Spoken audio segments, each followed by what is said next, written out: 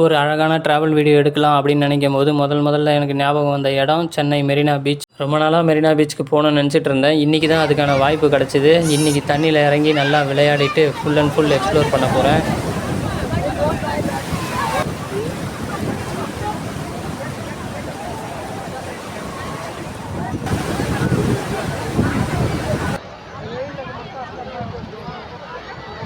Night 8 மணி வரைக்கும் எப்படி தான் எனக்கு டைம் போச்சுன்னே தெரியல.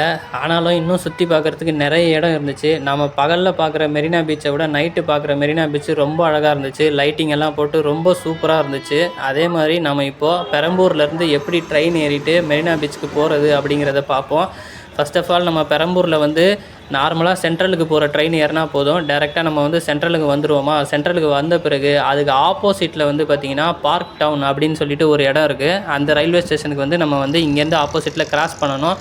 சென்னை பீச் ஸ்டேஷன்லேருந்து வேளச்சேரி ட்ரெயின் இந்த ரூட் வழியாக தான் வரும்.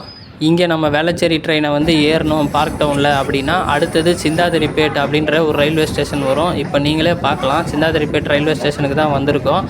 இங்கேருந்து நமக்கு அடுத்த ஸ்டேஷன் பார்த்திங்கன்னா Chepauk railway station. So Chepauk நமக்கு இங்கேருந்து பக்கத்தில் தான் இருக்குது. ஒன்லி 2 ஸ்டாப்ஸ் தான் பார்க் டவுன்லேருந்து. ரொம்ப ஈஸியாக இருக்கும் நம்ம மெரினா பீச் வர்றதுக்கு.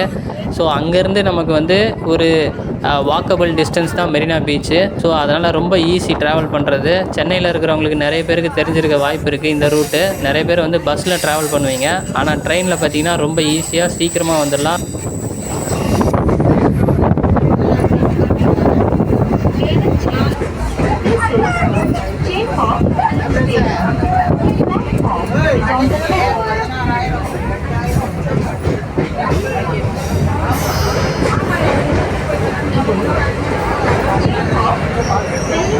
கொஞ்ச நேரம் ட்ராவலுக்கு அப்புறம் இப்போ பீச்சுக்கு பக்கத்தில் வந்துட்டோம். இங்கே பாருங்களேன், போலீஸுங்க எல்லாம் குதிரையில் போகிறாங்க. இவங்கெல்லாம் கடலோர காவல் படைன்னு நினைக்கிறேன். ஏன்னா பீச்சில் பார்த்திங்கன்னா அந்த மணலில் நமக்கு பைக்கு இதிலெல்லாம் அந்தளவுக்கு வேகமாக போக முடியாது. ஸோ குதிரை இருந்துச்சுன்னா அதில் ரொம்ப ஃபாஸ்ட்டாக ட்ராவல் பண்ணலாம்ல. அதனால் அவங்க குதிரையை தான் வெஹிக்கிளாக யூஸ் பண்ணுறாங்க போல இருக்குது.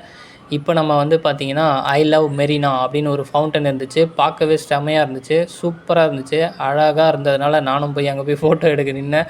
பக்கத்தில் ஒரு இந்திக்கார பையன் நின்றுட்டு இருந்தார். பாவம், அவரை தள்ளி விட்டு நானும் நின்னேன். அவரும் கொஞ்சம் அட்ஜஸ்ட் பண்ணிட்டாரு. பரவாயில்ல, எல்லோரும் சேர்ந்து ஒரு ஃபோட்டோ எடுப்போமா அப்படின்னு சொல்லிட்டு எல்லோரும் சேர்ந்து ஒரு குரூப் ஃபோட்டோ எடுத்துகிட்டு கொஞ்சம் நேரம் அங்கே சுற்றி பார்த்துட்டு பக்கத்துலேயே பார்த்திங்கன்னா அழகாக மான்கள் இருக்கிற மாதிரி, மான்கள் மேயிற மாதிரி பார்த்திங்கன்னா சூப்பராக இருந்துச்சு. குழந்தைங்களுக்கெல்லாம் இது ரொம்ப பிடிக்கும். ஸோ நானும் அங்கே நின்று கொஞ்சம் நேரம் ஃபோட்டோ எடுத்துகிட்டு அதுக்கப்புறம் திரும்ப இப்போ நம்ம உழைப்பாளர்கள் சிலை இருக்கும் தெரியுமா, அங்கேருந்து தான் என்ட்ரன்ஸு. ஸோ இங்கேருந்து தான் இப்போ நம்ம பீச்சுக்குள்ளே போக போகிறோம். இந்த இடத்துலேருந்து பார்த்திங்கன்னா நம்ம டேரெக்டாக உள்ளே போனோன்னா நமக்கு நிறைய கடைகள் வரும். அந்த கடைகளில் பார்த்திங்கன்னா நம்ம சாப்பிட்றதுக்கு தேவையான பொருட்கள், அதுக்கப்புறம் நமக்கு நிறைய பொம்மைகள், வளையல், அதுக்கப்புறம் கரும்பு ஜூஸு, ஐஸ்கிரீமு, மீன், அதுக்கப்புறம் இன்னும் நிறைய விஷயங்கள் கடைகளாக போட்டிருக்காங்க. ஸோ பானிபூரி எல்லாமே இருக்குது உள்ளே. போகும்போது நான் கவனித்தது ஒரு கடையை பார்த்தேன். ரொம்ப சூப்பராக இருந்துச்சு டெக்கரேட்டிங் ஐட்டம் எல்லாம். ஸோ கொஞ்ச நேரம் நின்று பார்த்துட்டு போனேன். ஏன்னா அந்தளவுக்கு அந்த அட்ராக்ஷன் சூப்பராக இருந்துச்சு. அதே மாதிரி வரும்போது பார்த்திங்கன்னா இந்த இடத்துக்கு ரொம்ப நல்ல எக்ஸ்பீரியன்ஸு. பசு மாடு இதெல்லாம் பார்த்தோம் வர வழியில். இங்கே யாரோ மேய்க்கிறாங்க போல இருக்குது, மாடுங்களெல்லாம் பார்த்துக்கிறாங்க போல இருக்குது. அப்படியே நாங்களும் கொஞ்சம் நேரம் கடலில் இறங்கி அப்படியே தண்ணியில் இறங்கி ஃப்ரீயாக மைண்டு ரிலாக்ஸ் பண்ணோம். நல்லா இருந்துச்சு. கூட்டமே இல்லாத இடத்துல போய் நின்றுட்டேன். அப்பயும் கூட்டம் அங்கங்கே க்ரௌடு கவர் பண்ணிகிட்டே இருந்தாங்க. நானும் தனியாக போய் எங்கேயா போய் அழகாக ரெக்கார்ட் பண்ணலான்னு நினச்சேன். ஆனாலும் எப்போ எங்கே போனாலுமே பின்ன நிறைய ஜனங்க நின்றுடுறாங்க ஃப்ரீயாக இருக்கும்போது. ஸோ இங்கே பாருங்கள் எவ்வளோ கூட்டம் இருக்குது பாருங்கள். பசங்கள்லேருந்து பெரியவங்க வரைக்கும் எல்லாருமே நல்லா விளையாடிட்டு இருக்காங்க. சூப்பராக இருக்குது. நீங்களும் இந்த பொங்கல் ஹாலிடேஸ்க்கு உங்கள் ஃபேமிலியோட பாருங்கள். இங்கே ரொம்ப அழகாக இருக்கும். அதே மாதிரி சாப்பாடு, இங்கே சாப்பிட்ற ஐட்டம் எல்லாமே பார்த்திங்கன்னா நல்லா ப்ரைஸு, டபுள் ப்ரைஸு. அதில் முடிஞ்ச அளவுக்கு வீட்டிலே சாப்பிட்டு வந்துடுங்க. இல்லாட்டி ஏதாவது இங்கே லோக்கலில் சாப்பிட்ணுன்னா நிறைய செலவாகும். நான் இங்கே வீடியோ எடுக்கிறத பார்த்துட்டு ஒரு அண்ணன் ஹார்ஸை கொண்டு வந்தார் பக்கத்தில் ரைடிங்காக. ஆனால் எனக்கு டைம் இல்லை அப்படின்னு சொல்லிவிட்டு நான் இந்த பக்கம் திரும்பவும் தண்ணியில் இறங்க ஆரம்பிச்சிட்டேன். ஏன்னா இதில் பார்த்திங்கன்னா எத்தனை தடவை இறங்கினாலும் தண்ணியில் நமக்கு அந்த இன்ட்ரெஸ்ட் குறையவே மாட்டேங்குது. ஃபுல்லாக இறங்கி குளிக்கலாமான்னு தான் இருந்துச்சு. நான் சின்ன பையனாக இருந்தப்போ பார்த்திங்கன்னா இந்த மாதிரி பீச்சில் வந்து நல்லா ஆழத்துக்கெல்லாம் போய் குளிப்போம். அப்போல்லாம் எங்களுக்கு வந்து ரிஸ்க்கே தெரியாது, சொல்கிறதுக்கும் ஆள் கிடையாது.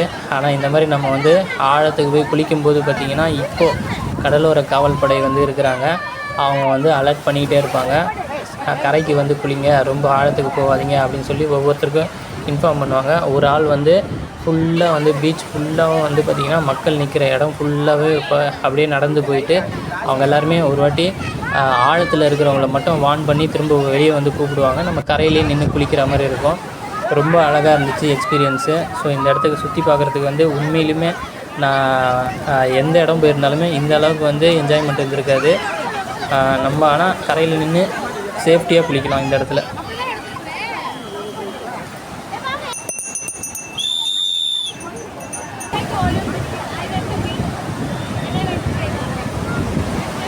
ரொம்ப நேரம் குளித்து முடித்ததுக்கு பிறகு வெளிச்சமெல்லாம் குறைஞ்சி இருட்ட ஆரம்பிச்சிருச்சு.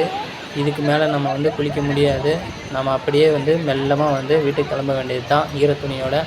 இங்கேருந்து பார்த்திங்கன்னா எவ்வளோ அழகாக இருக்குது பாருங்களேன். சன்செட் வந்து அப்படியே வந்து செக்கச்செவந்த வானம் வந்து ரொம்ப அழகாக இருக்குது. பிங்க் கலரில் இருக்குது பாருங்களேன் வானம். இங்கேருந்து அப்படியே கடல் அலைகளெல்லாம் வர வர அப்படியே மனசுக்கு வந்து ரொம்ப அமைதியாகவும் இருக்குது. ரொம்ப ஈர காற்று, உப்பு காற்று வந்து அப்படியே படுறது வந்து ஃபீல் ஆகுது. இந்த கடலோட சவுண்டு வந்து பார்த்திங்கன்னா மைண்டுக்கு ரொம்ப ரிலாக்ஸாக இருக்குது. அப்படியே சுற்றி பாருங்களேன். இருட்ட ஆரம்பித்த பிறகு எல்லாமே வந்து வெளிச்சமாயிடுச்சு. இங்கே பார்த்திங்கன்னா எல்லோரும் லைட் போட்டு நல்லா கடைகளில் வந்து நல்லா லைட்டிங்லாம் கொடுத்து சூப்பராக வந்து நல்லா பிஸ்னஸ் பண்ணிகிட்ருக்காங்க. ஸோ போகிற வழியெல்லாம் வந்து பார்த்திங்கன்னா எல்லாருமே ரொம்ப நல்லா சிரித்த முகமாக நல்லா ஹாப்பியாக நல்லா பிஸ்னஸ் பண்ணிகிட்டு இருந்தாங்க. ஸோ சுற்றி பார்த்தோம் எல்லா இடத்துலையும். இந்த இடத்துல குழந்தைங்கள்லாம் வந்து ராட்டினத்தில் விளையாடிட்டு இருந்தாங்க. அதுக்கப்புறம் நம்ம வந்து திரும்பவும் வந்து வீட்டுக்கு கிளம்புறதுக்காக ட்ரெயின் பிடிச்சிட்டோம். ஸோ இங்கேருந்து நம்ம பார்க் ஸ்டேஷன் போயிட்டு பார்க்லேருந்து இங்கே ஒரு பிரிட்ஜ் வரும். ஸோ இந்த பிரிட்ஜில் ஏறி இறங்கி அந்த பக்கமாக நம்ம போனோம்னா central right hand side. So central வந்த பிறகு நம்ம அங்கேருந்து ஒரு ட்ரெயின் பிடிச்சோன்னா நமக்கு வீட்டுக்கு போயிடுவோம். ஸோ திரும்பவும் வந்த வழியாகவே நம்ம வந்து பெரம்பூர் வந்து போய் ரீச் ஆயிடுவோம். ஸோ பெரம்பூர் போன பிறகு நம்ம வந்து அங்கேருந்து வீட்டுக்கு வந்து போயிட வேண்டியது தான். ஸோ இந்த ட்ரிப்பு வந்து உங்களுக்கு பிடிச்சிருந்தா நம்ம வீடியோவை லைக் அண்ட் சப்ஸ்கிரைப் பண்ணிக்கோங்க. Thank you so much.